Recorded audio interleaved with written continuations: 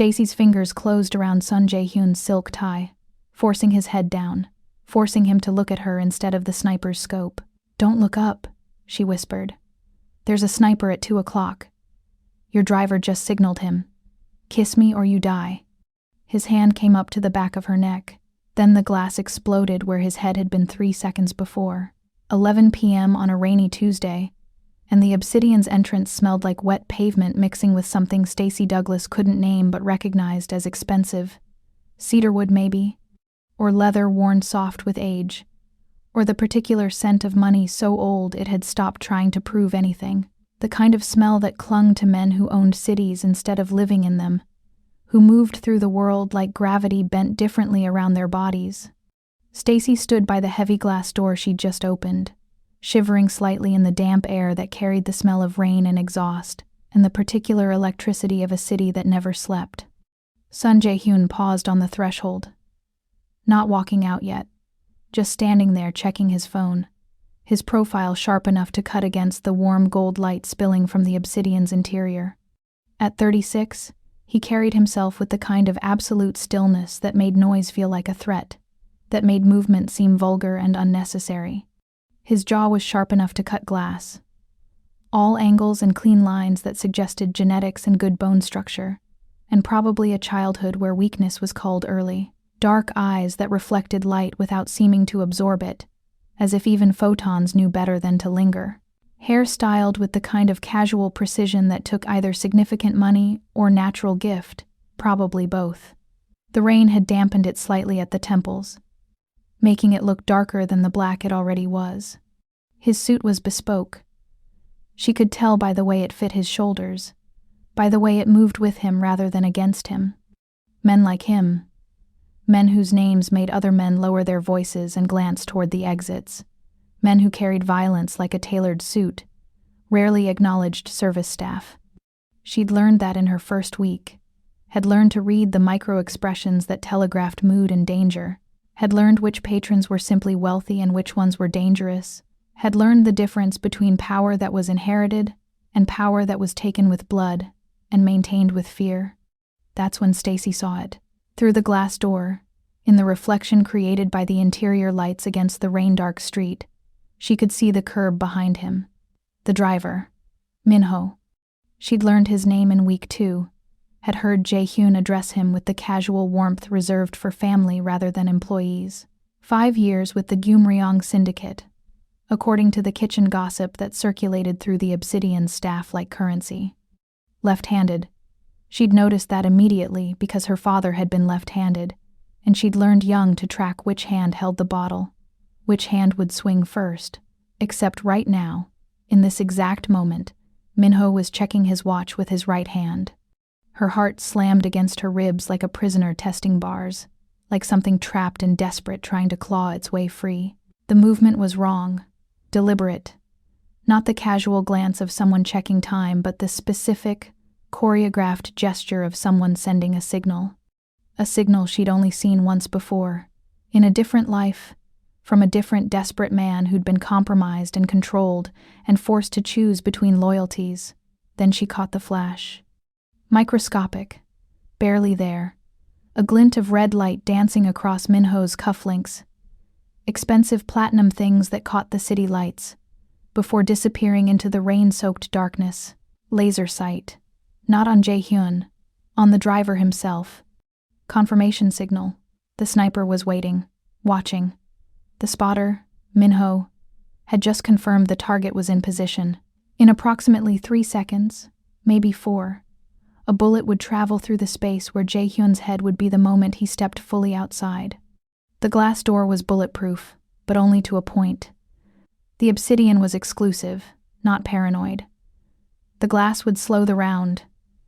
Maybe, but not stop it. Not at this range, not with the kind of weapon that required a laser sight at 50 meters. Stacy's mind raced through options with the speed of someone who'd learned young that thinking too long meant dying too slow. If she shouted, the sniper would fire immediately. If she grabbed Jae-hyun, his security would shoot her before her hands made contact. If she did nothing, she'd watch a man's head explode 3 feet in front of her and spend the rest of her life wondering if she could have stopped it. She needed a reason to be in his personal space. Immediately. A reason that looked innocent to a sniper watching through a scope 5 blocks away. That wouldn't trigger his security team into protective violence. That would give her exactly enough time to whisper a warning without alerting anyone to the fact that she'd seen something wrong. She stepped forward, blocking his path to the curb, and reached for his collar with hands that refused to shake despite the adrenaline singing through her blood like electricity. "Hold still," she murmured, her voice pitched to that perfect register of professional deference she'd practiced until it became automatic, as her fingers closed around the silk of his tie. The fabric was cool and smooth against her skin, expensive in ways she could feel in the weave. Egyptian silk, probably. The kind that cost more per yard than she made in a week. Jae-hun froze. His dark eyes snapped to hers, not looking through her anymore but at her, really seeing her for the first time. Cold, calculating, promising violence for the insolence of touching him without permission. Men like him didn't let strangers into their personal space. Especially not waitresses. Especially not when they were thinking about other things. His security team shifted. She could see them in her peripheral vision, hands moving toward weapons concealed beneath expensive suits. Stacy didn't flinch, didn't look away.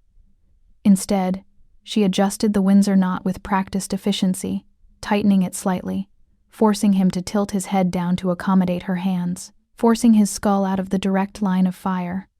Using the intimacy of the gesture, the way it looked like a girlfriend straightening her man's appearance, or a valet performing a final check, as camouflage for what she was really doing, getting close enough to whisper. "Don't look up," she breathed, her lips barely moving, voice pitched so low it was almost subvocal, pretending to smooth the tie flat against his chest. "There's a sniper at 2 o'clock. Your driver just signaled him." Jae-hyun's entire body went rigid beneath her hands, every muscle locking into place like a machine receiving contradictory commands. But he didn't move, didn't look up, didn't do anything that would alert the sniper that the target had been warned. The anger in his eyes vanished instantly, replaced by the calculating intensity of a predator who just realized he'd walked into a trap and was now deciding how to kill his way back out. His eyes searched hers, looking for deception, for madness, for any reason to dismiss what she'd just said. She held his gaze steadily, let him see the truth written in her expression, let him understand that she wasn't joking or confused or insane. She smoothed the lapel of his jacket, a lover's gesture, or maybe just an overly attentive service worker fussing over a VIP client. To anyone watching, it would look innocent, natural, unremarkable. Her voice dropped even lower, barely breath-shaped into words. "Kiss me, or you die." His jaw tightened, the muscle jumping beneath his skin. For one suspended moment, eternal and instantaneous, lasting forever and no time at all, the rain seemed to stop falling. The street sounds faded into white noise. There was only the space between them. The choice he had to make in the time it took a finger to squeeze a trigger. The calculation of whether to trust a stranger or die doubting. He understood. She could see it in his eyes, the exact moment he processed what she was really saying. That the kiss wasn't about romance or attraction or power. It was tactics, geometry, a way to move his body, to change his angle, to put him somewhere other than where the sniper expected him to be. Then his hand came up to the back of her neck. His fingers were warm against her skin, calloused in ways that suggested he didn't just order violence but participated in it. The pressure was firm but not cruel, controlled but not gentle. She could feel each individual fingertip, could feel the way his thumb pressed against the pulse point below her ear, where her heart was beating so hard she was sure he could feel it, could count it, could understand exactly how terrified she was underneath the calm. Then his mouth crashed against hers. It wasn't romantic, wasn't tender, wasn't any of the things kisses were supposed to be in movies or books or the fantasies she'd stopped allowing herself to have. It was geometry, angular, strategic, a calculated pivot of mass and momentum. She used the angle of his head, the way his mouth covered hers, the way his body leaned forward, to rotate them both, her hands on his shoulders, pushing and pulling simultaneously, using his own weight against him, forcing him 2 steps to the left and back against the bronze pillar that held up the obsidian's Art Deco canopy. The glass door exploded. The sound came after the impact. A millisecond delay that made no sense until you remembered that bullets moved faster than sound. That you were dead before you heard the shot that killed you.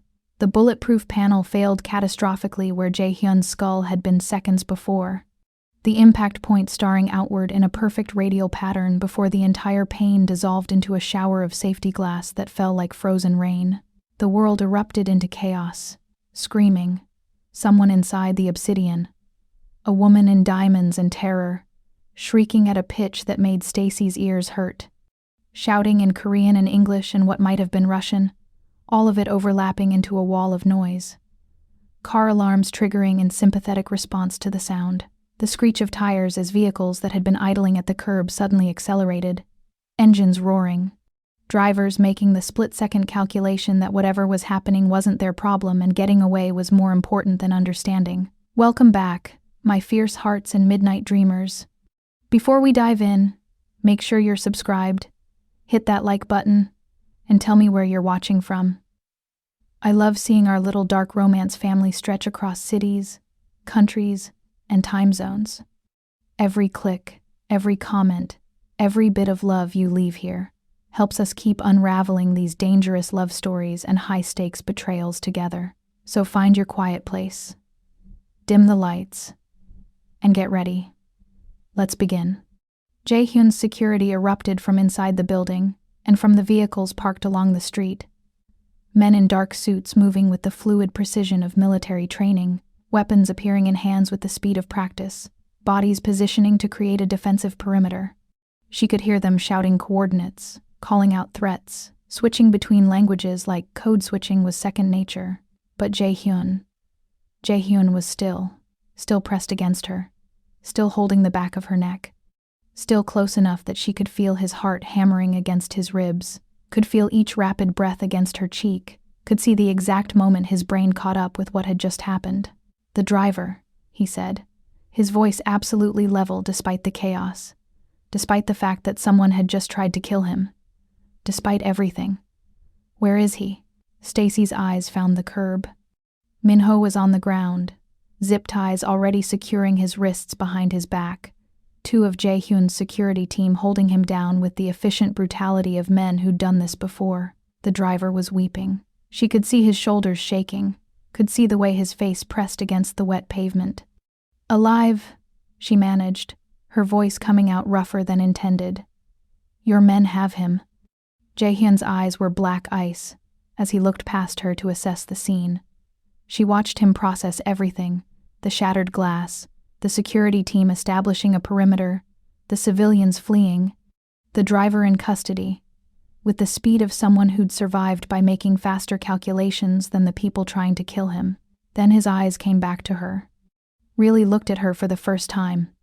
Not through her. At her.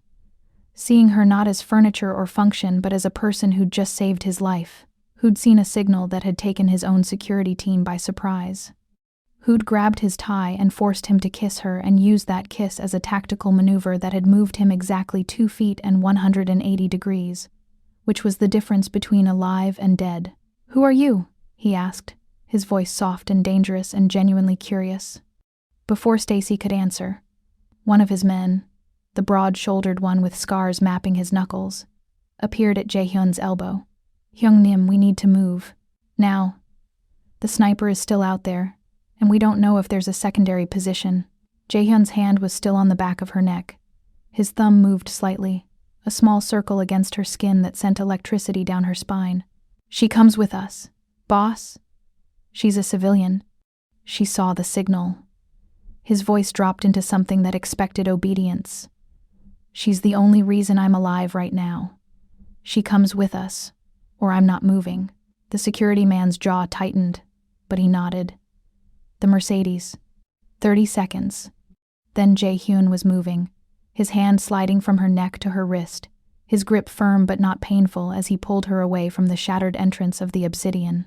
Away from the crime scene that was already forming. Witnesses being herded by security. Police sirens beginning their distant wail. the manager of the Obsidian appearing in the doorway with an expression that suggested this was very bad for business. Stacy's mind was racing. She should run, should pull away, should disappear into the crowd and never look back. Should return to being nobody, to being invisible, to being safe in the anonymity she'd worked so hard to cultivate. But Jae-hyun's hand on her wrist felt like an anchor, like a tether to something that was either salvation or damnation, and she couldn't tell which yet. The Mercedes was sleek and black, and the back door was already open. Jae-hyun pushed her inside first, not roughly, but with the clear expectation of compliance, and slid in after her. The door closed with the solid thunk of German engineering and bulletproof reinforcement. The interior smelled like leather and gun oil and something else that might have been fear, though whether it was hers or someone else's she couldn't tell. Rain hammered the roof in staccato percussion that matched the frantic rhythm of her pulse. Each drop felt deliberate, accusing, as if the weather itself was bearing witness to what she'd just done. Across from her in the darkness, Jae-hyun sat with the supernatural stillness of a blade waiting to be drawn from its sheath.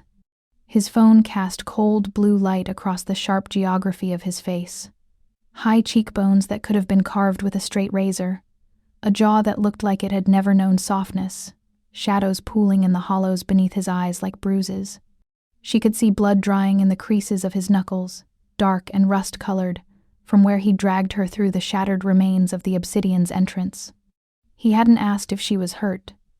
Men like him, men whose names made other men lower their voices and check the exits, didn't ask questions they already knew the answers to. And he'd watched her move through broken glass without flinching, had felt her hands steady on his tie even as a bullet destroyed the air where his head had been seconds before. The driver was new, younger than Minho by at least a decade, with hands that trembled visibly on the steering wheel and sweat beating at his temples despite the air conditioning.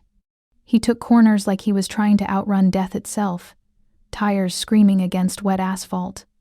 Maybe he was running from death, maybe they all were. Stacy's fingers were still trembling, a delayed reaction she couldn't quite suppress. She clasped them together in her lap, pressing hard enough that her knuckles went white. She could still feel the texture of Jae-hyun's tie against her palms, could still feel his pulse jackrabbiting beneath the expensive fabric in the split second before his mouth had crashed against hers. The kiss had tasted like rain and fury and something else she refused to name, something dark and electric that had nothing to do with survival, and everything to do with the way his hand had tightened on the back of her neck. Strategic. It had been strategic, geometry and survival instinct and tactical positioning. Nothing more, but her lips still burned where his had been, and her body still remembered the heat of him, the solid weight of his chest against hers, the way he'd moved them both with calculated precision that somehow felt like choreography they'd practiced in some other lifetime. "Where are we going?" Her voice came out steadier than she felt, which was its own small victory. "Queens." He didn't look up from his phone, his thumb scrolling through what looked like security camera feeds. "You'll stay there until I determine what to do with you." Not a request, not a suggestion. A statement of fact delivered in a voice like smoke over broken glass. Soft and rough and utterly without compromise. Stacy's jaw tightened imperceptibly. She'd spent 3 years learning how to disappear, how to become the kind of nobody that powerful people forgot existed the moment they stopped looking. 3 years of waitressing and cleaning and keeping her head down and her observations to herself. 3 years of being invisible. One whispered warning. One tactical kiss. And she'd dragged herself back into the exact world she'd burned to escape. The rain intensified, turning the city into a watercolor painting viewed through a car window. Lights bleeding into streaks, buildings losing their edges, everything dissolving into impressionistic violence. Stacy watched Manhattan disappear behind them and felt something in her chest constrict. This was a mistake. This was a fatal mistake. She should have stayed silent, should have let the sniper take his shot, should have remained nobody and safe and far away from men who kissed like warfare. 23 minutes later, she counted, because counting kept panic at bay. They pulled up to a brownstone that looked like abandonment given architectural form. Cracked concrete steps leading to a door that hung slightly crooked in its frame. Windows dark as closed eyes. Glass so dirty it was opaque. graffiti tags layered like scar tissue on the brick facade. The kind of place where screams wouldn't carry past the walls, where neighbors had learned not to ask questions, where bodies could disappear without the inconvenience of police reports. Jae-hyun exited the vehicle with fluid grace, his movements economical and precise. He gestured her out with a tilt of his head, his hand coming to rest on the weapon she could now see clearly outlined beneath his jacket. The gun looked like an extension of him. Natural, expected, as much a part of his anatomy as his hands. Stacy's legs felt unsteady as she stepped onto cracked pavement. Her waitress uniform, black slacks and white button-down that had seemed professional 6 hours ago, was torn at the shoulder, spotted with blood that might have been hers or his or the sniper's. She couldn't tell anymore. Glass dust glittered in her hair like broken diamonds. Inside, the air tasted like dust and old secrets, and the particular smell of places where bad things had happened, and no one had bothered to clean up the evidence. Minimal furniture occupied the front room. A scarred wooden table that looked like it had survived interrogations, 2 chairs that didn't match, a couch bleeding yellow foam stuffing from knife wounds in its upholstery. Water damage stained the ceiling in abstract patterns that looked disturbingly organic. The single overhead bulb cast shadows that moved like living things, turning innocuous corners into potential threats. Jae-hyun moved through the space with the confidence of someone who knew every creak in the floorboards, every shadow, every exit. He went directly to the far wall where a crooked painting of the Brooklyn Bridge hung at eye level. The kind of mass-produced art that decorated cheap motels. His fingers found the frame's edge and swung it aside to reveal a wall safe. The combination spun beneath his fingers with practiced ease, each click deliberate and sure. When he turned back, he held a manila envelope thick enough to choke on. The kind of envelope that represented life-changing amounts of money or death warrants, depending on which side of it you were standing. $50,000. He placed it on the table between them with the delicate care of someone handling a loaded weapon. Take it. Disappear. Change your name. Leave the state. Forget tonight happened. His tone suggested this was routine, that he paid people to forget him the way other men tipped valets. That human memory could be purchased like any other commodity. Stacy stared at the envelope. She could see the edges of $100 bills through the paper. Could imagine what $50,000 meant. First and last month's rent somewhere far away. A new identity. Enough cushion to start over properly this time. Safety. Anonymity. Survival. Then she thought about the pattern she'd seen in Minho's movements. The wrong-handed watch check. The laser sight reflection. The specific choreography of assassination. Someone had taught him those signals. Someone was watching. Someone had access to security protocols and safe houses, and the intimate knowledge of how Jae-hyun thought. She reached past the envelope, slowly, telegraphing every movement so he wouldn't interpret it as a threat, and let her fingers close around the burner phone, sitting beside his car keys. What are you? The phone came apart in her hands like she'd been dismantling surveillance devices her whole life. Back panel off with her thumbnail finding the release catch. Battery extracted with the efficiency of practice. SIM card popped free and set aside. She arranged the 3 pieces in a neat line on the table, each component a punctuation mark in a sentence he wasn't understanding yet. Then she stood, smooth and unhurried. Jae-hyun's hand moved toward his weapon. Didn't draw it, just touched it. Fingers resting on the grip, thumb near the safety. A reminder that he could, that the space between intention and execution was measured in fractions of seconds. Stacy walked to the heating vent near the baseboard, her waitress flats silent on the warped floorboards. She knelt, painfully aware of how vulnerable the position made her, aware of his eyes tracking every movement like a predator watching prey, and reached into the grate. The metal was cold against her fingers, rough with old paint and rust. Her hand found what she was looking for almost immediately. When she straightened, she held a small magnetic tracker between her thumb and forefinger. The LED pulsed red like a tiny mechanical heartbeat. Current model. Expensive. The kind that intelligence agencies used, not street-level criminals. There are 2 more, she said calmly, setting the device beside the disassembled phone. One in the couch lining, left side, about 8 inches deep, one behind the smoke detector, attached to the battery compartment. The silence that followed had weight, texture, physical presence. She could feel Jaehyun's focus narrow and intensify until the room seemed to shrink around them, until there was only him and her and the implications of what she'd just revealed. The air felt charged, electric, like the moment before lightning struck. "This isn't a safe house," Stacy continued, turning to face him fully. His expression had gone beyond cold into something arctic, a blankness that was somehow more terrifying than rage because it suggested calculation without emotion, decisions being made that involved permanent solutions. "This is a kill box. Whoever sent that sniper knew you'd bring me here. They've been watching your contingency plans for months, maybe longer. They know your routines. They know your safe houses. They know how you think, how you move, how you react under pressure." She watched the muscles in his jaw work beneath the skin, watched him recalculate every assumption he'd made about the waitress who'd grabbed his tie outside the Obsidian, watched the exact moment he stopped seeing her as a civilian liability and started seeing her as something else entirely. "Who are you?" His voice was soft, gentle even. That's what made it dangerous. Stacy's pulse hammered in her throat, but she kept her chin up, kept her hands loose at her sides where he could see them, kept her posture open despite every instinct screaming at her to assume a defensive position. 3 years ago, I was a forensic accountant for the O'Malley crime family." The words came out steady, factual, stripped of the emotion that still lived in them like shrapnel. "They hired me through a recruiting firm that specialized in placing financial professionals with unique discretion requirements. The job was simple: clean up irregularities in their offshore accounts, make the books look legitimate enough to pass IRS scrutiny, route money through enough shells and corporations that the origin became impossible to trace."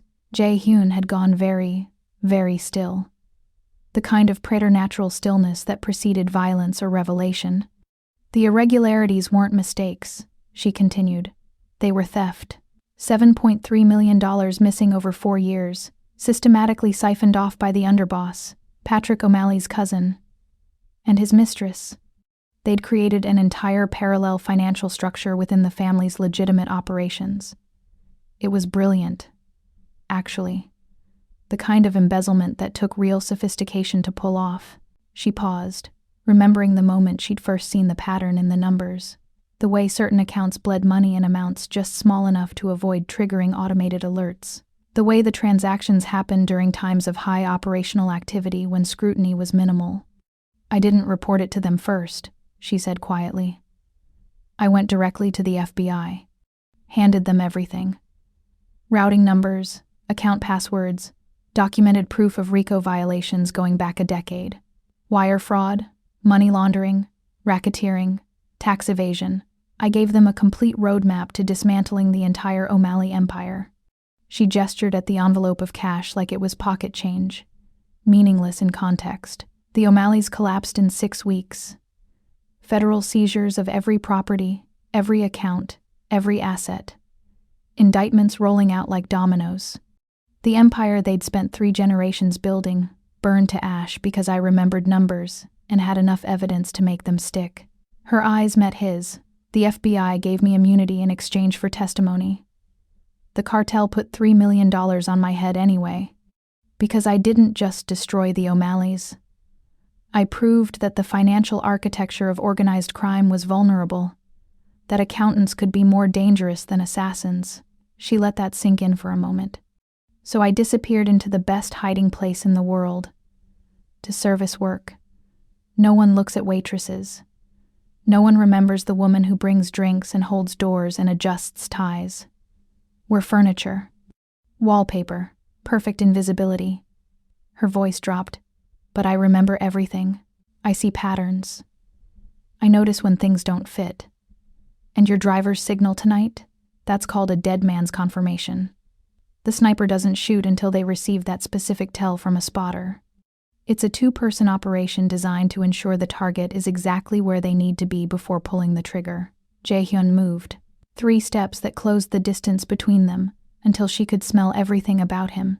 The gunpowder embedded deep in the fabric of his clothes, the rain still drying in his hair, the cologne that had seemed merely expensive at the Obsidian and now just smelled like danger wearing a civilized mask. This close, she could see the fine lines at the corners of his eyes, the scar tissue on his knuckles that suggested years of violence, the way his pupils had dilated slightly as she spoke. "The auditor," he said slowly, tasting the legend on his tongue like wine. "The woman who destroyed the O'Malleys from the inside. The ghost story that criminal accountants tell to scare each other. That was you." Not a question, an identification, like he'd just placed a face to a myth. "I'm trying very hard to be no one now," Stacy corrected, even though her heart was trying to escape through her ribs and her breathing had gone shallow. "Too late for that." His voice dropped to something almost intimate, almost gentle, which somehow made it more dangerous.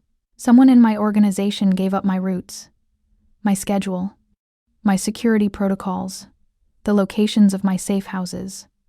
That takes access at the highest level. That takes time to gather intelligence.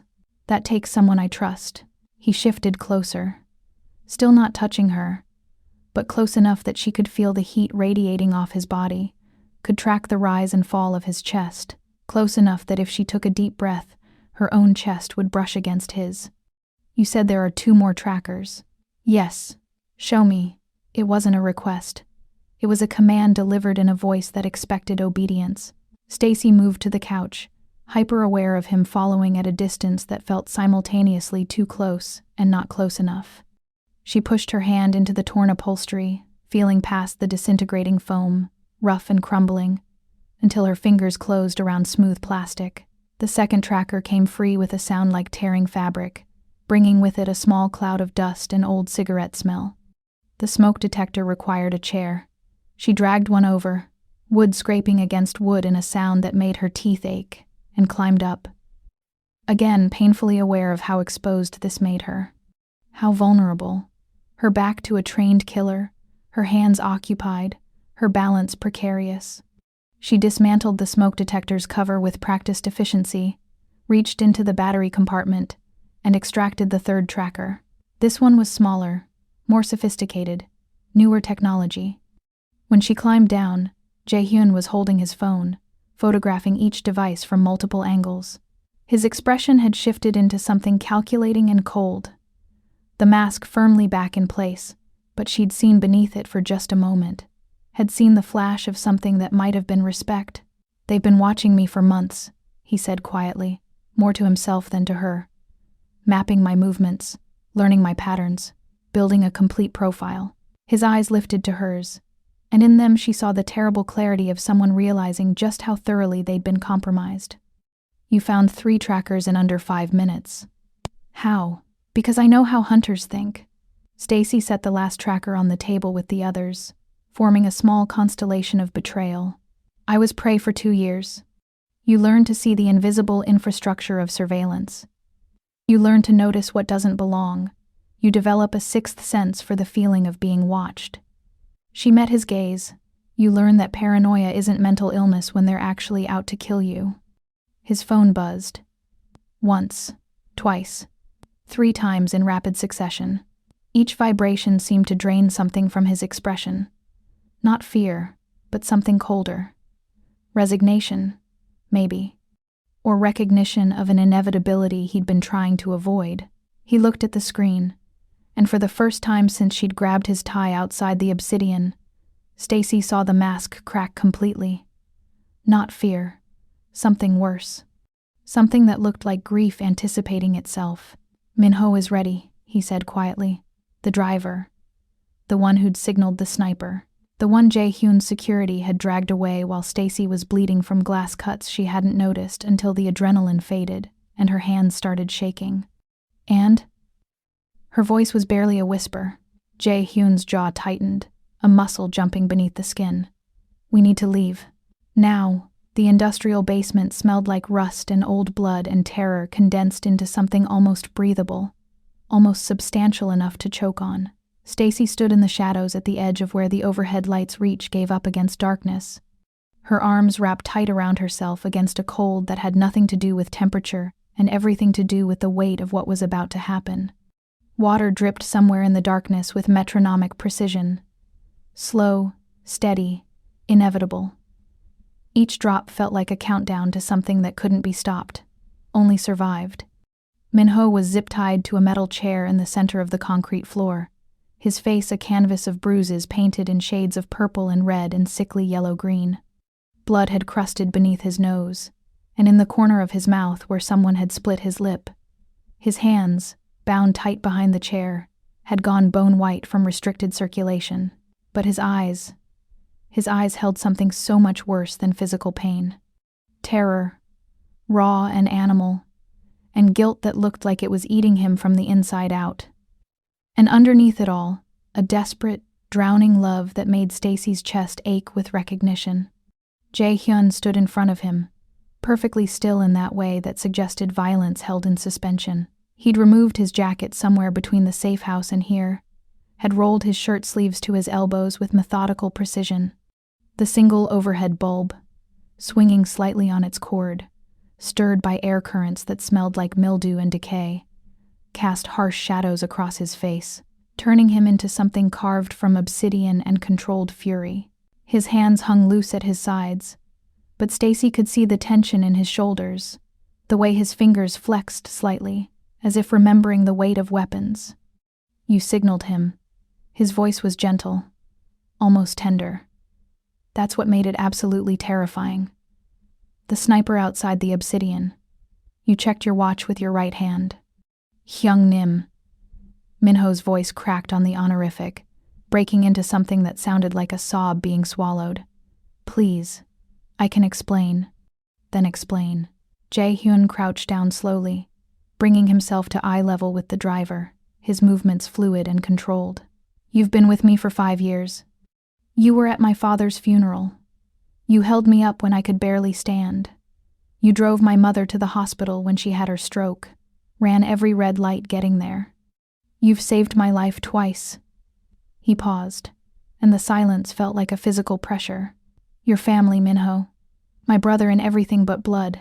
And tonight, you signaled a sniper to put a bullet through my skull." The words hung in the air like razor wire, sharp, thin, capable of drawing blood just by existing. "I didn't want to," Minho whispered. Tears cut clean tracks through the blood and grime coating his face, making him look younger than his 32 years.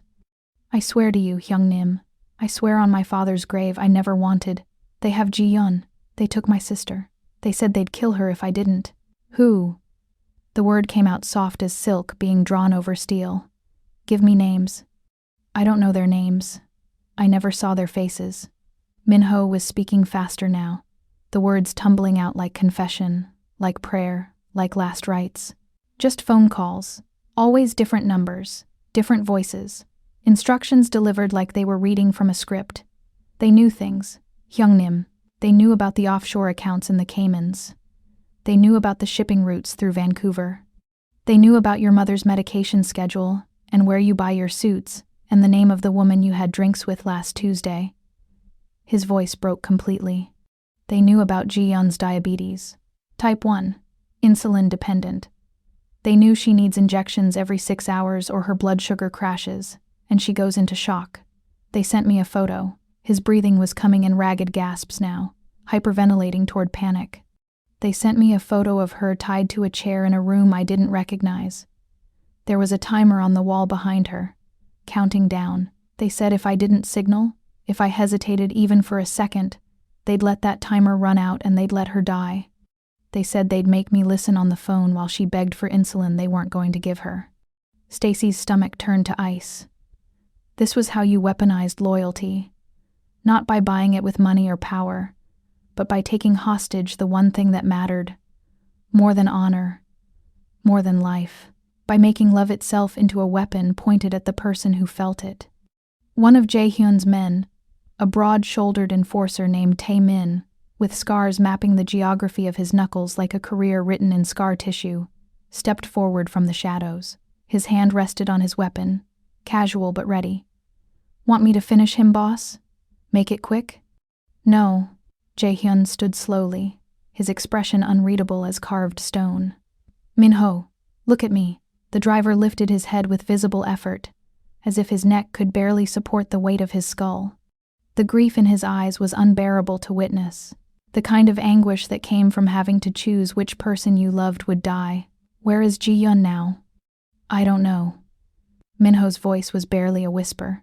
They said after tonight, after you were dead, they'd release her. That was the deal. That was what they promised. His breathing was ragged, labored. But it's worse than that. Hyung-nim, it's so much worse. They knew you'd capture me. They knew you'd bring me here. They planned for this. They wanted this.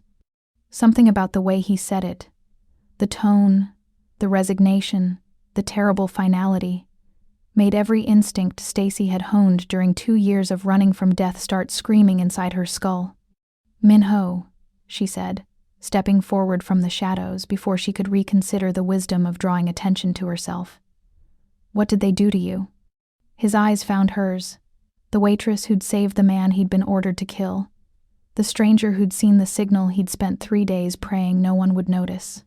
She saw understanding pass between them like an electric current, the recognition shared by 2 people who'd been caught in machinery too large to escape, too powerful to fight, too inexorable to stop. I'm so sorry, he whispered, and his bound hands fumbled behind his back, fingers catching on fabric. Then his entire body jerked forward, and he began ripping at the buttons of his shirt with his chin, with his teeth, with desperate, violent determination. No, Jae-hyun said, comprehension flooding his face like ice water, his voice suddenly sharp and urgent. Minho, don't show me. But it was too late.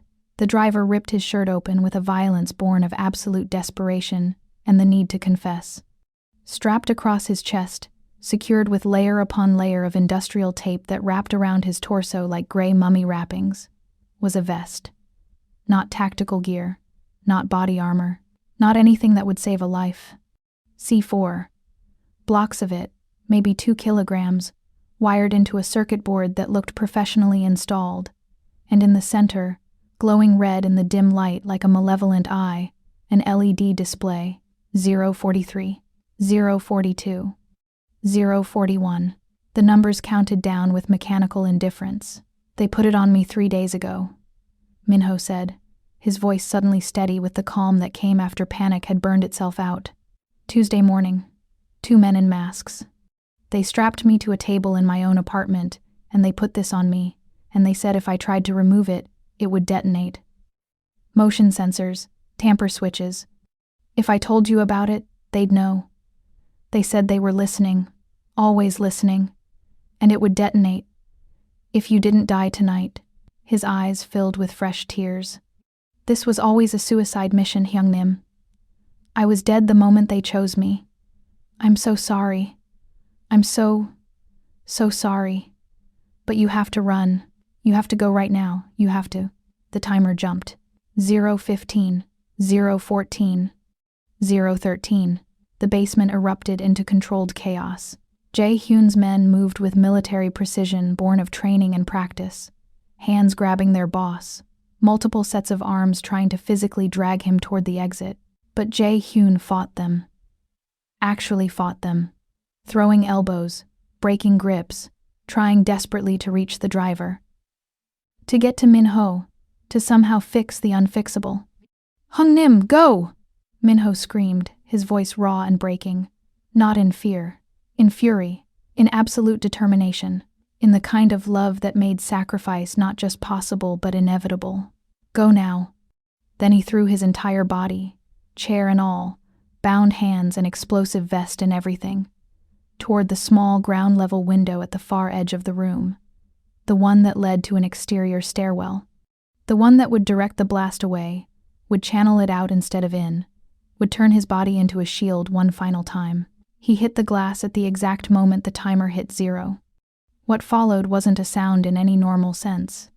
It was a sensation, a physical force that rewrote reality. A pressure wave that turned air into something solid, into a wall that hit like a freight train. Stacy felt Jae-hyun's body cover hers in the fraction of a second before impact, his weight slamming her face first into the concrete floor as the world turned white and hot and screaming. The concussion stole the oxygen from her lungs. Her eardrums felt like they'd been punched from the inside. Glass rained down like frozen tears, like diamonds, like shrapnel. Something heavy, concrete, rebar, she couldn't tell, crashed into the floor where she'd been standing 3 seconds before, close enough that she could feel the vibration through the ground. Then silence. Absolute, ringing, suffocating silence. Stacy's ears felt stuffed with cotton soaked in static. Her ribs ached where Jaehyun's weight had driven her into the floor, where his forearm had pressed across her back, protecting her spine. She could taste copper, blood from where she'd bitten through her tongue on impact. Slowly, like a photograph developing in chemicals, the world swam back into focus. Jaehyun was kneeling in broken glass and concrete dust and the settling debris of violence, staring at the crater where the window used to be, where Minho had thrown himself, where a human being had just chosen to become a shield, had transformed himself into something that would save the life of the man he loved like a brother. Smoke curled from the opening, thick and black, carrying the smell of burned things that used to be human. Burnt plastic, charred meat, chemical accelerant, the smell of sacrifice reduced to its base components. Jaehyun's hands were shaking. Not a tremor. A full shake that traveled up his arms, into his shoulders. Stacy could see it even through her own shock, could recognize it as the physical manifestation of something breaking inside him. She pushed herself upright, every muscle screaming protest. Pain lanced through her shoulder where she'd hit the ground. Her palms were scraped raw, embedded with concrete dust and tiny shards of glass that caught the light. Around them, Jaehyun's surviving men were checking themselves for wounds, patting down their own bodies with hands that trembled slightly, speaking in rapid Korean too fast and too dialect-heavy for her fragmentary understanding. But she understood tone, shock, horror, grief, the sound of men who'd just watched one of their own die to save them all. "He died to save you," Stacy said softly, moving on unsteady legs to kneel beside Jaehyun in the broken glass. The shards crunched beneath her knees, cutting through her ruined slacks, but the pain felt distant, unimportant. "He chose you, even knowing what it would cost." Jaehyun's jaw worked beneath the skin, muscles jumping like creatures trapped beneath the surface. Tendons stood out in his neck like steel cables under impossible tension. When he finally spoke, his voice was raw, stripped of the careful control, the cultivated coldness, all the armor he usually wore. "They didn't just compromise my people," he said, and each word sounded like it was being torn out of him. "They didn't just buy them or threaten them or trick them. They weaponized their loyalty. They took the thing that makes us strongest, the bonds that hold us together, the love that makes us willing to die for each other, and they turned it into a weapon pointed at my heart." He stopped, swallowed hard enough that she could see his throat work. "Minho chose me, even with a bomb strapped to his chest, even knowing his sister might die because of it, even knowing I might not forgive him. He chose me. And you would have chosen him," Stacy said, recognizing the survivor's guilt bleeding from him like an open wound. She'd felt this same poison before, had tasted it when she'd destroyed the O'Malleys and put her own family at risk, when she'd had to choose between justice and safety. You were fighting your own men to get to him. You would have died trying to save him, even though saving him was impossible. His eyes met hers, and for the first time since she'd grabbed his tie outside the obsidian, since she'd forced him to kiss her to survive, she saw past the cold mask, past the calculated violence, past the cultivated image of the dragon who ruled with fire and fear. She saw the man underneath, the one who'd lost his father to a bullet at 16 and had to become a killer to survive.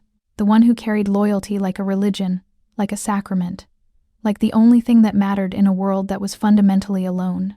The one who was now watching that loyalty weaponized, watching it kill the people he loved. "They're going to kill everyone I care about," he whispered, and it was barely audible over the ringing still singing in her ears. "One by one, they're going to make me watch. They're going to make me choose who lives and who dies until there's no one left. Until I'm alone with this empire built on blood." He looked at the smoking crater where his brother-in-arms had just evaporated. "He didn't just die for me, Stacy. He died because he believed I was worth saving. That is a debt I can never repay." Stacy reached out, her hand covering his bloodied knuckles, The contact was electric, grounding him in the chaos. "You repay it by making sure it wasn't in vain," she said, her voice fierce. "We don't just survive this, Jae-hyun. We make them regret they ever learned his name. We make them wish they had died in that explosion instead of him." He looked at her then, really looked at her, and the pact between them shifted. It wasn't just about survival anymore. It was vengeance shared. "Together," he whispered. "We burn them together." His expression shifted. The vulnerability, that terrible, human vulnerability, closed like a door slamming shut, like blast doors dropping, like armor sliding back into place. When he looked at her again, it was with the calculating, cold focus of a predator who just identified an asset, a weapon, a tool that might deliver salvation through violence. "You said you destroyed the O'Malleys from the inside," he said, his voice regaining its control. "Yes. Then you know how to burn an empire." It wasn't a question. It was a recognition of what she was, what she'd always been, what 3 years of hiding hadn't changed. The auditor, the woman who turned numbers into weapons. "I do," she said quietly, "and I will." The mobile command center smelled like electronics and stale coffee, and the particular tension that preceded either violence or revelation. Banks of monitors lined the walls of the retrofitted surveillance van, each screen showing different angles of the city, traffic cameras, security feeds, satellite imagery that absolutely should not have been accessible to private citizens. The gentle hum of servers created white noise that somehow made the space feel more claustrophobic. Stacy sat at one of the computer terminals, her fingers flying across the keyboard with the muscle memory of someone who'd spent years making numbers confess their secrets. Lines of code scrolled past. Financial records, shell corporation registries, the digital architecture of an empire built on fear and carefully laundered money. Jae-hyun stood behind her, close enough that she could feel his presence like heat against her back, close enough that his breath stirred the hair at her nape when he leaned forward to read the screen. "The money trail leads back to a shell corporation registered in Delaware," she said, pulling up a cascade of interconnected accounts. "But the actual authorization signatures..." She paused, her blood turning to slush. "They're coming from inside your organization. High-level access. Someone with biometric clearance to your offshore accounts. Someone who knows your security protocols. Someone who..." "Show me." She pulled up the digital signature, the timestamp, the authorization code that required both a password and a fingerprint scan. The name that appeared on the screen made Jae-hyun's entire body go rigid. Kang Dae, the younger brother. The one who'd always preferred art galleries to territory negotiations. Who'd told their father he wanted nothing to do with the family business. Who'd been in Europe for the past 6 months, supposedly studying architecture. "No." Jae-hyun's voice was flat, dead. "He wouldn't. He's in Italy. He was in Italy." Stacy pulled up travel records she probably shouldn't have been able to access. 3 weeks ago, he returned to New York, but not through JFK, through a private airfield in New Jersey. No customs, no official record. She clicked through encrypted email fragments recovered from a server she'd backtraced through 3 proxy layers. He's working with someone external, a task force, government credentials, but the funding structure is off-book. This isn't law enforcement conducting an investigation. This is... She highlighted a series of wire transfers. "This is a sanctioned elimination.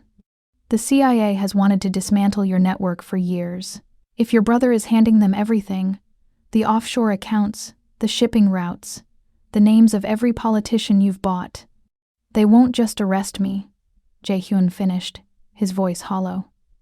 "They'll erase me. Make it look like a gang war. Clean up the power vacuum before the other families can capitalize, eliminate the competition, and claim they're making the city safer." His hand moved, almost unconsciously, to the weapons locker mounted on the van's wall. His fingers curled around a handgun with the ease of a man who'd been holding weapons since before he could properly hold beliefs. "I'm going to kill everyone in that building," he said quietly. "No." Stacy stood, positioning herself between him and the weapons. "You go in guns blazing, you die.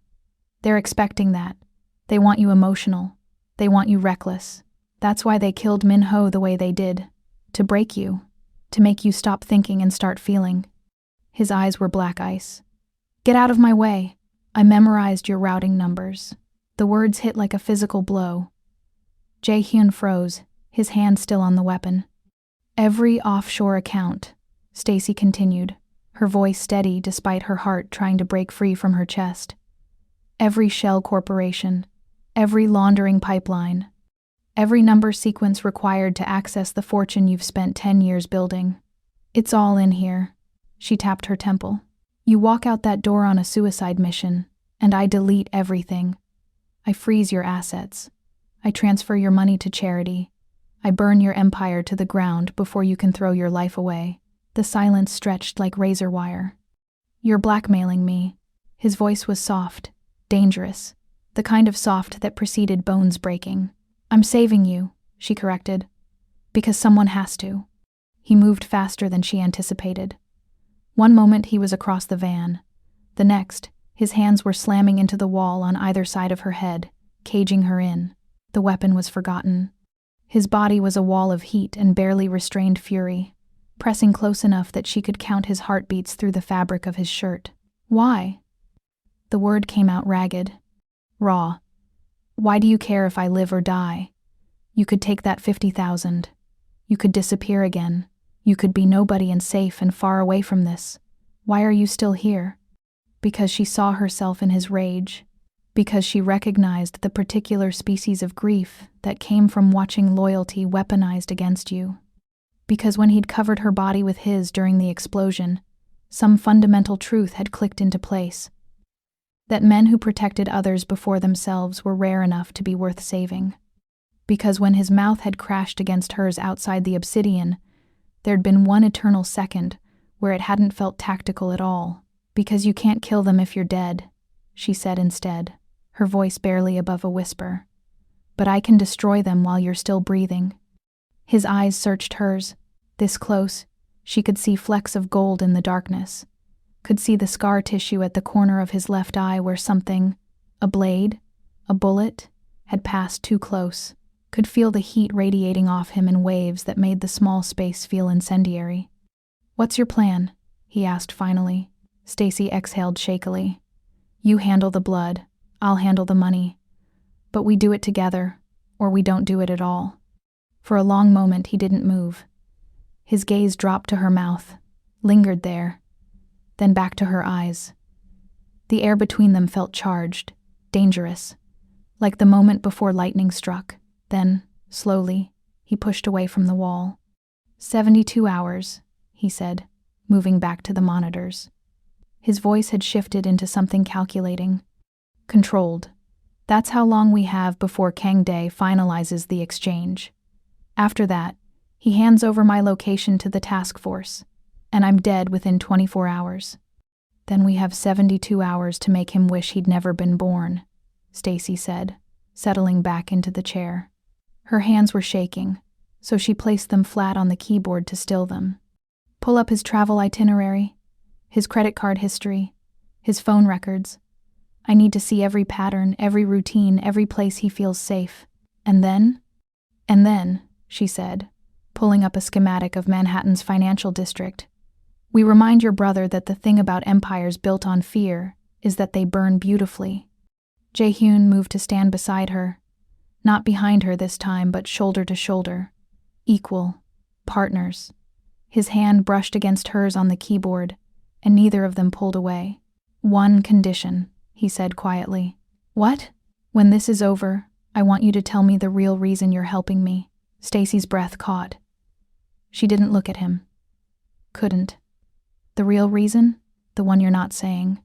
She forced herself to keep typing, to focus on the numbers swimming across the screen, to ignore the way her skin burned where his hand touched hers.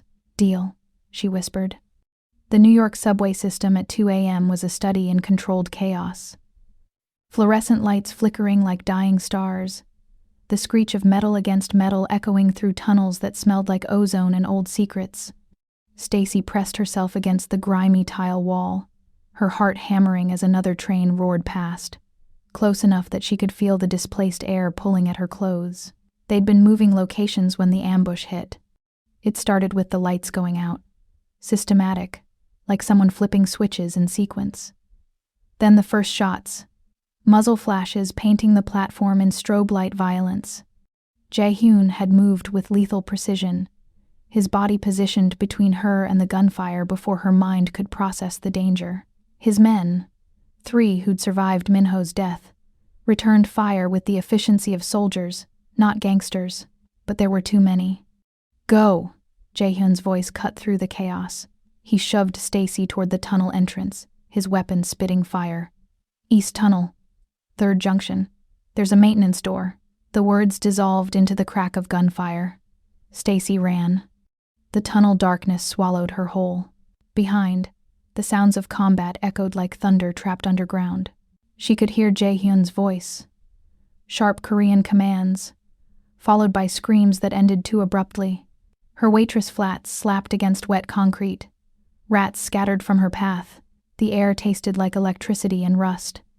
3rd junction, she counted in her head, trying to remember the schematic he'd shown her in the van, trying not to think about the sounds behind her that suggested people dying.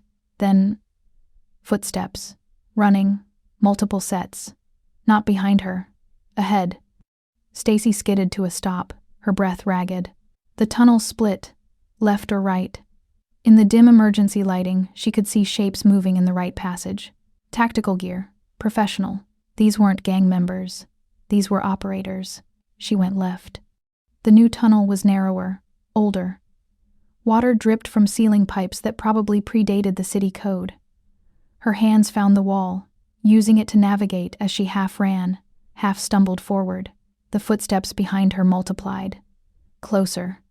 They were hurting her. The tunnel dead-ended at a maintenance platform overlooking the tracks. Stacy spun, searching for escape, and saw it. A rusted ladder leading down to the active line. Not good, but better than capture. She grabbed the first rung just as flashlight beams hit her. Don't move.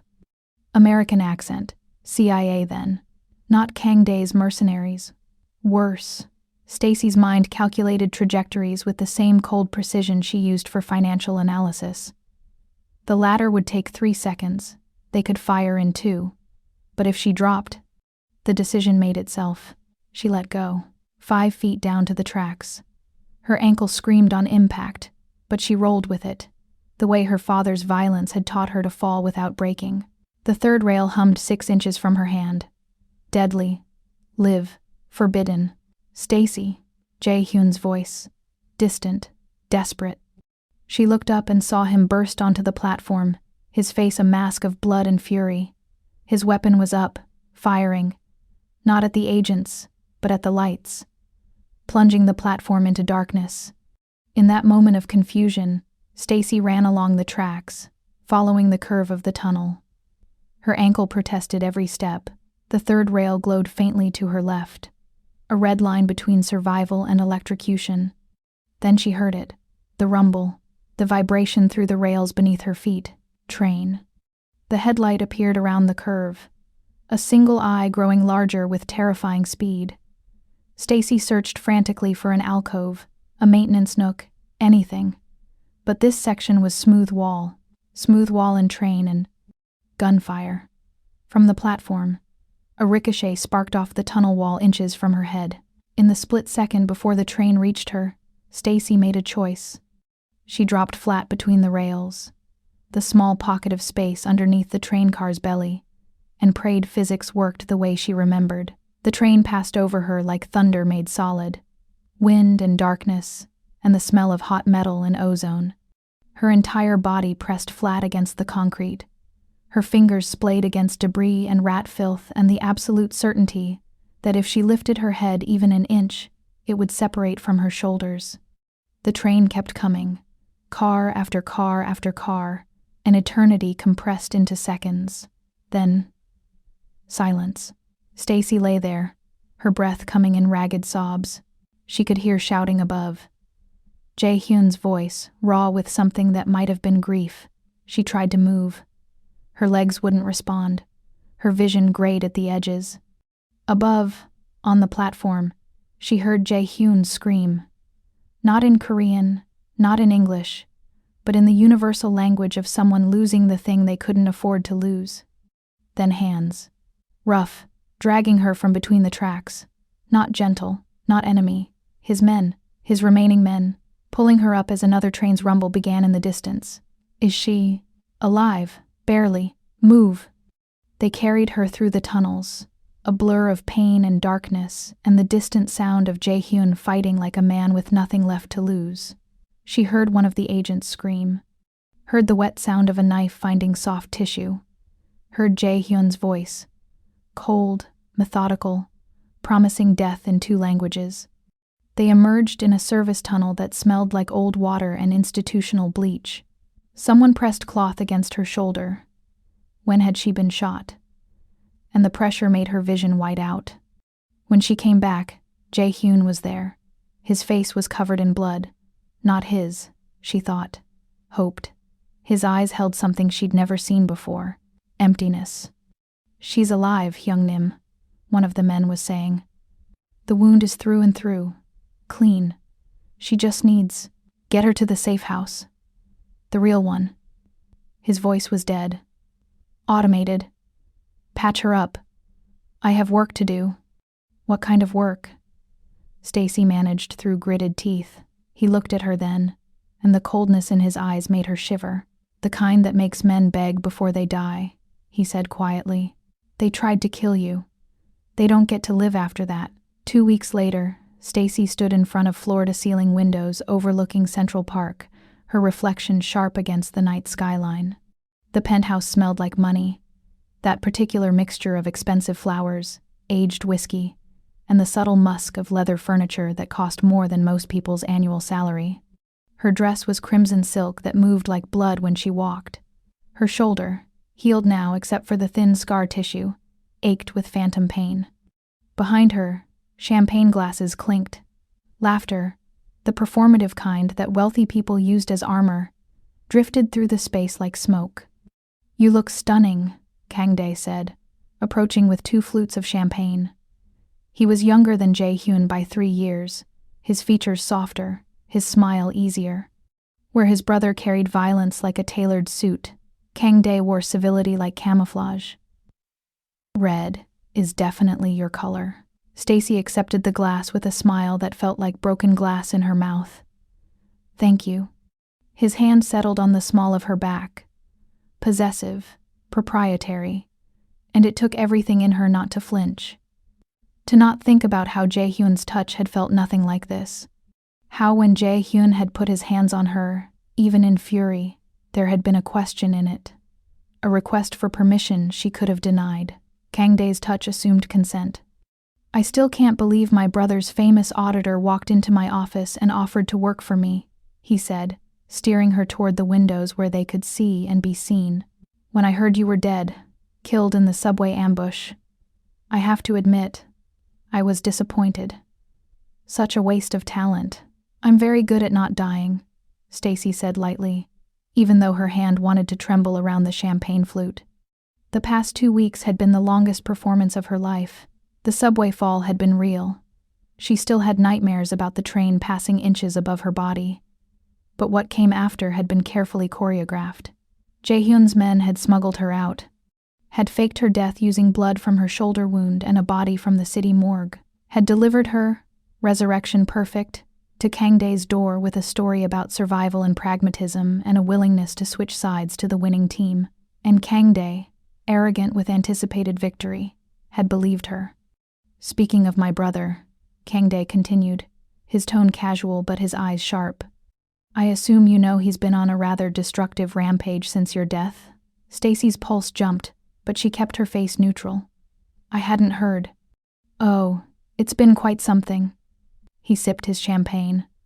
3 of my supplier warehouses burned. 5 of my allied captains found dead in their homes. He's going scorched earth. Honestly, it's almost romantic. The dragon destroying everything in grief over his little accountant. He swirled his champagne, watching the bubbles rise. Do you know what they called me growing up? The spare. Jae-hyun was the dragon, the prodigy, the king. I was just the insurance policy in case he broke. Kang-dae stepped closer, his cologne cloying compared to Jae-hyun's sharp cedar scent. "But insurance policies pay out when the main asset is destroyed," he murmured, a lifetime of resentment tightening his jaw. "I'm just collecting on 30 years of being second best. When he's gone, I won't be the weak brother who preferred art galleries. I'll be the man who sold the dragon to the butchers and walked away with the crown." The way he said it, mocking, diminutive, made something hot and violent coil in Stacy's chest. "He'll make a mistake," she said instead. "Grief makes people reckless. That's what I'm counting on." Kang Dae's smile sharpened. "The task force has been very generous with resources. All I have to do is deliver Jae-hyun to them, alive or dead, and I walk away clean. New identity, relocation to Europe, $20 million in untraceable crypto. Not a bad trade for a brother who never wanted me around anyway." Stacy's fingers tightened imperceptibly on the champagne flute. She thought about the way Jae-hyun had spoken about family, about loyalty, about how the worst betrayals came from the people who were supposed to love you unconditionally. "The signing is tomorrow night," Kang Dae continued. "Boardroom of the Chrysler Building. Very dramatic, very official. CIA agents, wire transfers, the whole theater of it. And you." He turned to face her fully, his hand coming up to touch her cheek. "Are going to help me make sure the financial transfers go smoothly. That's what you do, isn't it? Make numbers behave?" Stacy met his eyes and let him see exactly what he wanted to see. Ambition, calculated self-interest. The survival instinct of someone who'd learned that loyalty was a luxury the hunted couldn't afford. "That's exactly what I do," she said. 3 days before the subway ambush, Stacy sat in the mobile command center with Jae-hyun, staring at schematics of the city's underground system. They'd been working for 18 hours straight. The air tasted like stale coffee, and the particular exhaustion that came from knowing death was on a schedule. "If something goes wrong," Jae-hyun said quietly, "if we get separated, nothing will go wrong." Stacy's fingers flew across the keyboard, triple-checking the route. "Stacy." His hand covered hers on the keyboard, stilling her. "If something goes wrong, I need you to know there's a contingency." She looked up at him. His eyes were bloodshot from lack of sleep, his jaw shadowed with stubble. He looked human in a way that made her chest ache. "What kind of contingency?" "The kind where you have to trust me even when everything looks like betrayal." He pulled up a file on the screen. "Financial records for Kang Dae's operations. My brother thinks he's being careful, but he's using his own biometric signatures for everything. If we can clone his data, his fingerprints, his retinal scan, his voice authentication, we can access everything he's trying to hide, getting close enough to clone all that would require. Getting inside his operation," Jae-hyun finished. "Which means making him believe you've switched sides." The implication settled between them like a physical weight. "You want me to fake my death?" Stacy said slowly. "And go to him. I want you to be the variable he doesn't see coming." Jae-hyun's hand was still covering hers. His thumb traced small circles against her palm, unconscious, or maybe very conscious. "He'll believe you survived because you're the auditor. He'll believe you switch sides because he thinks everyone has a price. He'll keep you close because he needs someone who understands financial architecture. And when he does..." "I clone his biometrics," Stacy finished. "And you use them to destroy him from the inside." Yes, she should have said no. Should have recognized this for what it was. A suicide mission with extra steps. But the way he was looking at her, the weight of his hand on hers, the implicit trust in even suggesting something so dangerous. "We need a code word," she said instead. "Something that means the plan is still active. Something you can send me that means you haven't forgotten I'm undercover."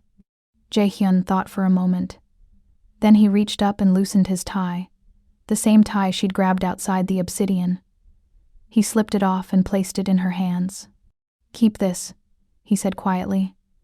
"When the time comes, when you've cloned his data and you're ready to make your move, return it to me. That's how I'll know." "We need words, too," Stacy whispered, winding the silk around her fingers. "A signal that doesn't just mean the plan worked, but that the war is over. That we're safe." Jae-hyun looked at her, his expression softening in a way the world never saw. My father used to say peace is just the time between wars. He never believed in safety. He brushed a stray hair from her forehead. But when you're watching my back, I feel like I can finally see the horizon. So that's the code. The coast is clear. It means we made it to the other side. It means we stop running. Stacy's fingers closed around the silk. It was still warm from his body heat. And if I'm compromised, if he figures out what I'm doing, then you run, Jae-hyun said firmly. You forget this plan, forget me, and you run as far and as fast as you can. I won't blame you, but they both knew she wouldn't run. In the present, standing in Kang-dae's penthouse with the traitor's hand on her back, Stacy felt the absence of that tie like a missing limb. She'd hidden it in a safety deposit box in Queens. Insurance and promise and the only tangible proof that somewhere in this city, Jae-hyun was preparing to burn the world. She just had to survive long enough to hand it back to him. Through the window's reflection, she watched Kang-dae accept congratulations from the CIA agents, pretending to be private investors. Watched him laugh at their jokes, comfortable in his betrayal. Watched him touch her shoulder like she was property he'd acquired. Tomorrow night, in the boardroom of the Chrysler Building, she would stand beside him, would place her hand on his shoulder the same way she'd adjusted Jae-hyun's tie, would use the cloning device hidden in the ring on her finger to copy his biometric data, and then she would return what she'd been holding in trust. 24 hours, she thought. Just survive 24 more hours. Behind her, Kang-dae laughed at something one of the agents said. The sound was warm, human, completely devoid of the understanding that he was already dead. He just didn't know it yet. The boardroom of the Chrysler Building smelled like filtered air, and the particular sterility of spaces designed to witness transactions that would ruin lives. Floor-to-ceiling glass walls revealed Manhattan spread below like a circuit board, lights flickering in patterns that suggested commerce and life, and all the mundane activities that continued whether empires burned or not. The conference table was polished to mirror brightness, reflecting the fluorescent lights overhead in ways that made everyone look slightly corpse-like, slightly unreal. Stacy stood at Kang-dae's left shoulder, her hand resting lightly on the back of his chair, her body positioned exactly where a trusted advisor would stand. The crimson dress she wore, silk that moved like blood, that caught light like fresh wounds, had been his choice. A declaration of ownership, a statement that the auditor now belonged to him, that even legends could be bought if you found the right price. Her fingers were steady. Had to be. The ring on her right index finger, platinum band set with a single black diamond that Kang-dae had given her yesterday as a welcome to the winning team gift, concealed a biometric scanner so sophisticated it could clone fingerprints from casual touch, retinal patterns from reflected light, voice signatures from ambient conversation, technology that cost more than most people made in a lifetime, purchased with money stolen from his brother's accounts. Irony had a particular taste. Like copper, like betrayal. Across the table, 3 men in suits that screamed federal salary sat with the false casualness of predators pretending to be domesticated. CIA, according to the intelligence Jae-hyun had gathered, but not official CIA, the kind that operated in spaces between congressional oversight and plausible deniability, the kind that made people disappear and called it national security.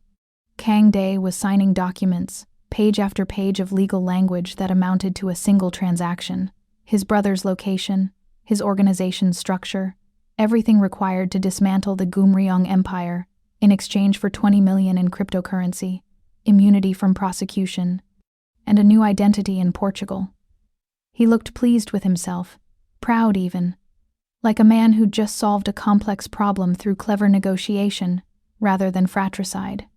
Just the final signature, one of the agents said, his smile not reaching his eyes.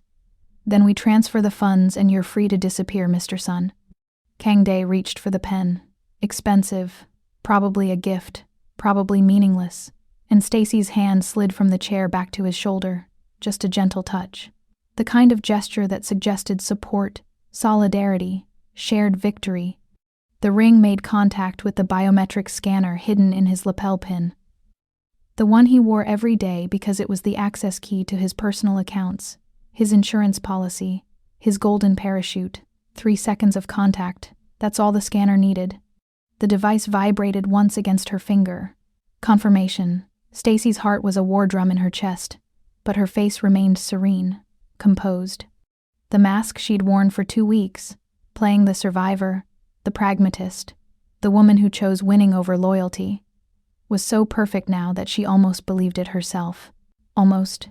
Then the boardroom doors opened. Jae-hyun entered alone. Unarmed. His hands were empty, raised slightly in a gesture of surrender, but he was covered in blood. Not his own, judging by the way he moved. Fluid, unhurt, dangerous. The blood was spray pattern across his white shirt, his face, matting his hair at the temples. He looked like he'd walked through a slaughterhouse.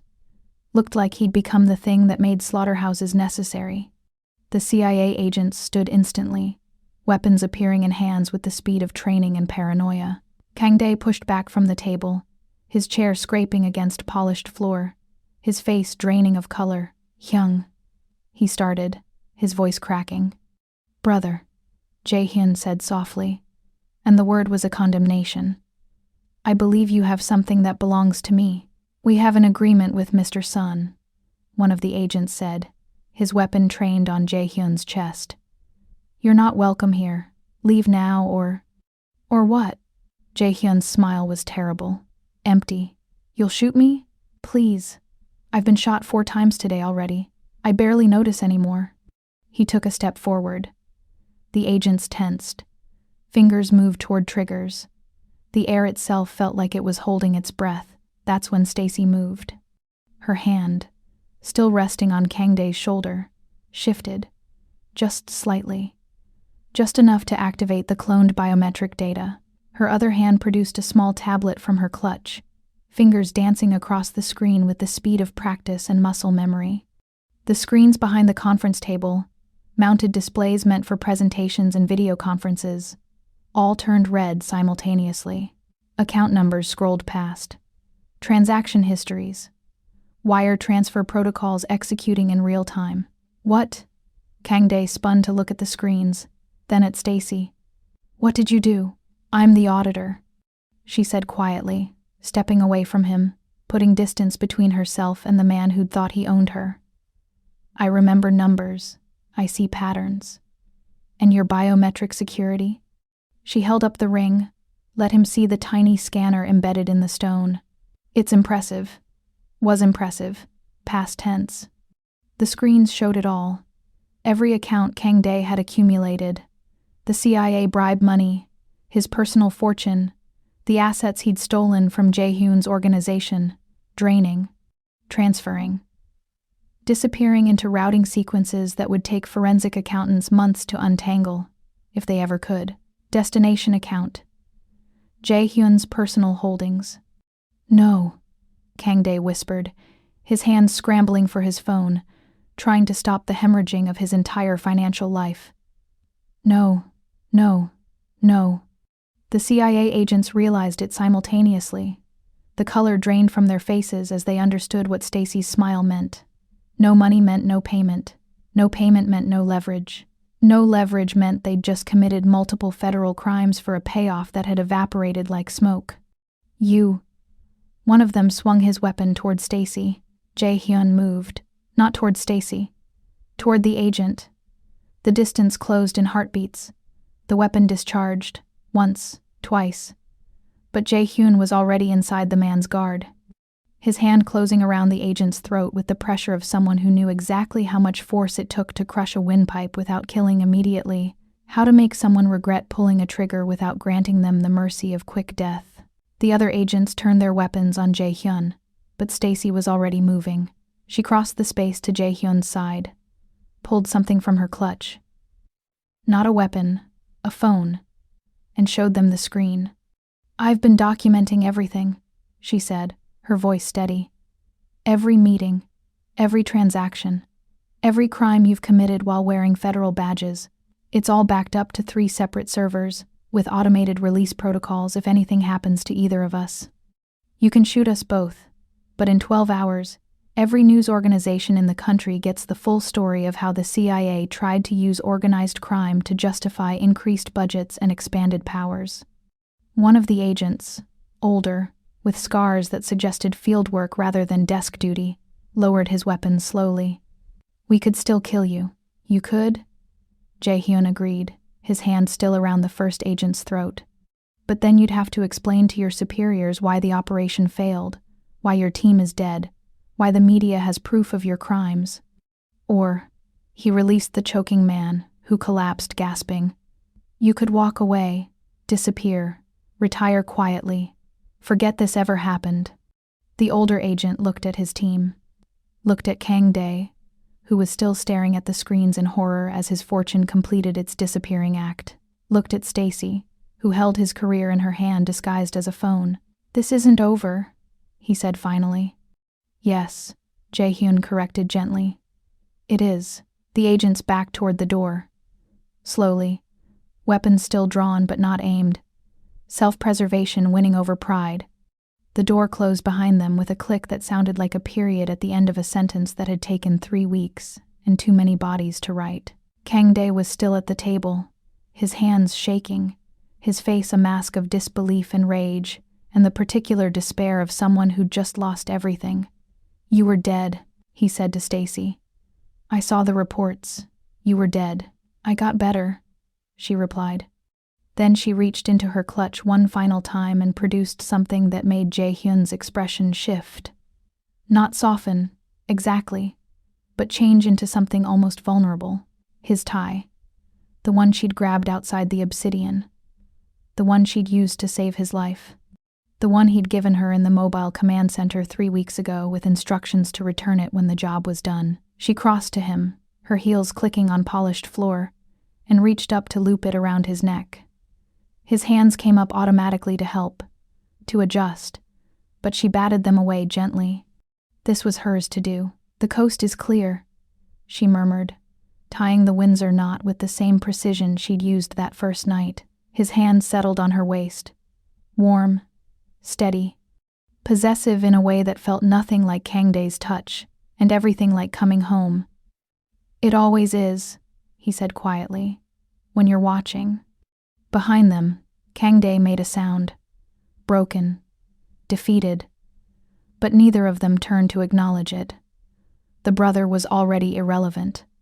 Already erased. The FBI, the real FBI, not the corrupt agents playing games, would arrive within the hour. Stacy had sent them everything they needed to prosecute, to dismantle whatever was left of Kang Dae's half-formed empire. Some betrayals deserved the cold mercy of law rather than the hot satisfaction of violence. "Ready to go home?" Jae-hyun asked. Stacy adjusted the tie one final time, smoothing it flat against his blood-spattered shirt. "Where's home?" "Anywhere you are," he said, and meant it. The distance between deciding to leave and actually leaving amounted to precisely 47 steps across polished marble, 3 elevator rides, and one final moment where Stacy looked back at the boardroom and saw Kang Dae still sitting at the table, staring at empty screens that displayed his ruin. She felt nothing. Not pity. Not triumph. Just the hollow satisfaction of an equation balanced, of numbers finally adding up the way they should. Then Jae-hyun's hand found hers, and they walked out of the Chrysler Building into Manhattan twilight that smelled like rain and exhaust, and the particular electricity of a city that never stopped moving, never stopped consuming, never stopped offering chances to become someone new. The street was chaos, evening traffic, pedestrians, the ambient noise of 8 million people living their lives. But Jae-hyun's security had created a bubble of space around the entrance. 4 vehicles, 12 men, enough firepower to start a small war if necessary. "Expecting trouble?" Stacy asked. "Always," Jae-hyun replied, "but hoping for peace." They made it to the lead vehicle when Stacy saw it. The flash, red laser light dancing across the rear windshield, then tracking toward Jae-hyun's back. The same signature, the same angle, the same intention as 3 weeks ago outside the Obsidian, the sniper from the beginning, still out there, still hunting. "Get down!" she screamed, her body moving before her mind completed the thought, tackling Jae-hyun sideways as the first round punched through where his spine had been seconds before. Glass exploded. Someone shouted. The security team erupted into coordinated chaos, creating a human shield while trying to identify the shooter's position. Jae-hyun's body covered hers immediately, reversing their positions, his weight pressing her into the pavement. "Where?" he demanded. "Rooftop, east side, 8 floors up, corner office." Her mind calculated angles, trajectories, wind drift. "He's got maybe 10 seconds before your team triangulates." "He'll take another shot," Jae-hyun said, his voice absolutely calm despite everything. Professional snipers always fire twice. Confirmation kill. Stacy's hand closed around something cold on the ground, the fallen carbine of a security team member who'd been hit in the initial chaos. She'd refused guns for 3 weeks, had watched Jae-hyun's men carry these short-barreled rifles with the casual familiarity of people who understood that in their world, pistols were for show, but rifles were for work. But she'd learned to shoot, a lifetime ago, when her father had taught her everything about weapons, because he wanted his daughter to understand what she should fear. Later, when the FBI had trained her before her testimony, teaching her to protect herself because the cartel's reach was long and their memory longer. "Give me the rifle," she said. "You said you didn't." "I lied. Now give me the goddamn rifle and move on 3. Something in her voice made him obey.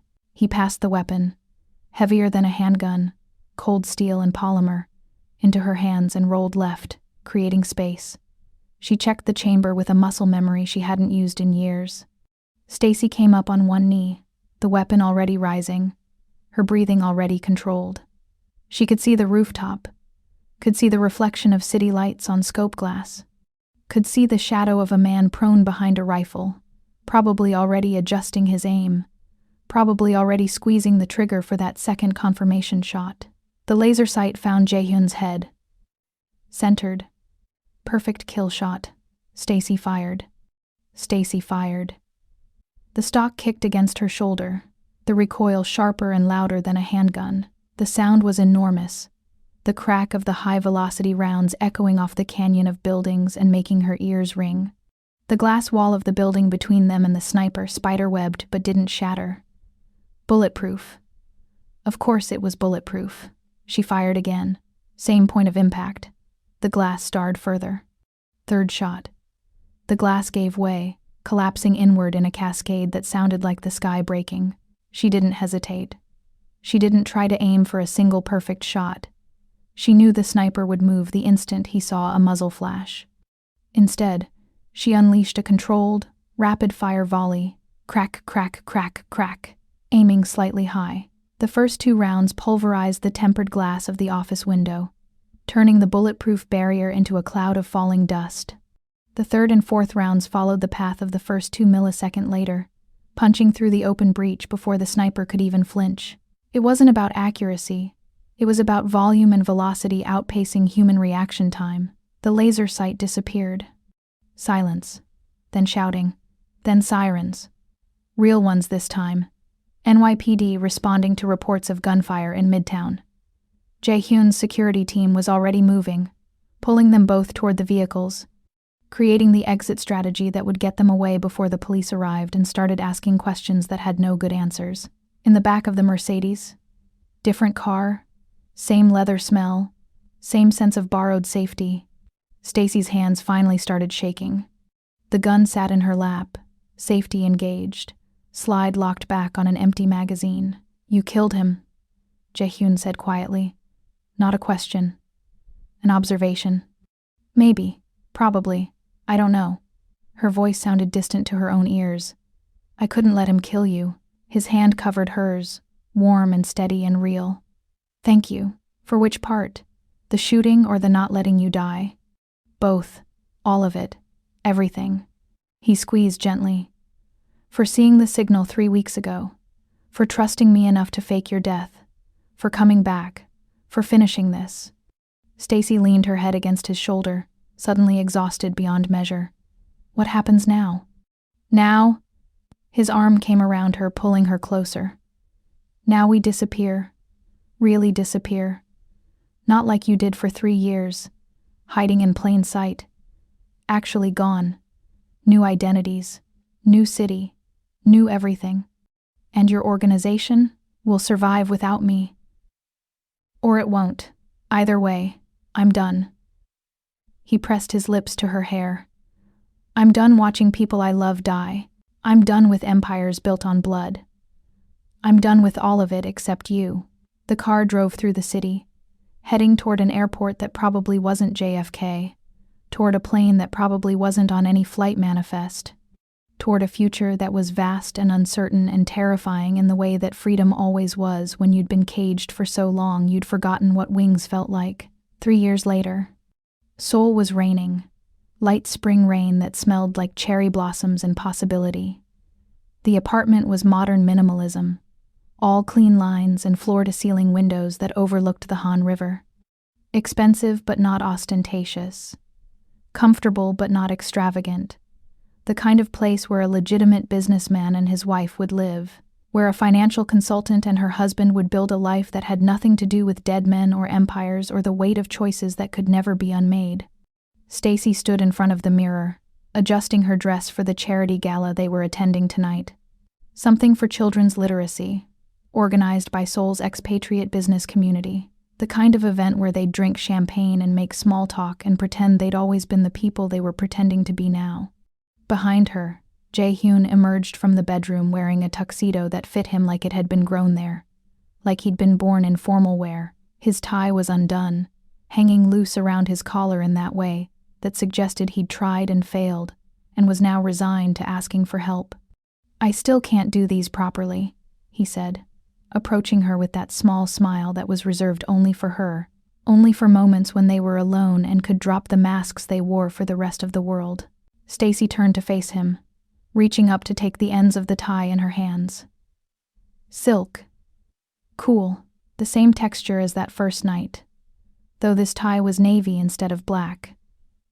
You're the head of the biggest legitimate shipping company in South Korea, she said, her fingers working the Windsor knot with muscle memory. You employ 3,000 people, and you can't tie a tie. I don't need to, he replied, his hand settling on her waist. I have you. She smoothed the finished knot, then let her hands rest on his chest. She could feel his heartbeat through the fabric, steady, calm, alive. The coast is clear, she murmured, the code phrase that had once meant the plan was still active, that they were still on the same side, that trust still held despite everything trying to tear it apart. It always is, Jae-hyun said, pulling her closer. When you're watching. From the living room came the sound of laughter. High-pitched, delighted, pure. Their daughter, Ji-yeon, named for Minho's sister, who they'd found and saved, who visited every month and called Stacy Unni, playing with blocks on the carpet. 3 years old, dark hair in pigtails. Her mother's eyes and her father's smile and a future that stretched ahead of her untainted by the blood that had bought her existence. Ready? Stacy asked. Always, Jae-hyun replied, and meant it in ways that had nothing to do with charity galas and everything to do with the life they'd built from the ashes of the people they used to be. They walked into the living room together. Ji-yeon looked up and squealed, Appa? Aoma? And ran toward them with the absolute trust of a child who'd never known fear, never known loss, never known that her parents were anything other than boring business people who told her bedtime stories and checked under the bed for monsters that were imaginary instead of real. Stacy picked her up, held her close, breathed in the scent of baby shampoo and innocence. Jae-hyun's arm came around them both, creating a circle that was whole and complete and perfect in ways that had nothing to do with perfection and everything to do with survival. Outside, Seoul continued its evening rhythm. Rain fell. The river flowed. The city lived and breathed and moved forward without knowing or caring about the dragon who'd walked away from his empire, or the auditor who'd burned one dynasty to save another. And in an apartment overlooking it all, 3 people who'd been forged in violence and tempered in blood played with building blocks and laughed and prepared for a gala where they'd drink champagne and be boring. It was everything. It was enough. It was salvation, disguised as ordinary life. And when Stacy adjusted Jae-hyun's tie one more time before they left, a gesture that had started as survival and transformed into love. She felt the weight of everything they'd survived, everyone they'd lost, every choice that had led them here. The coast was clear. Finally, completely, forever. She was watching. He was safe. They were home.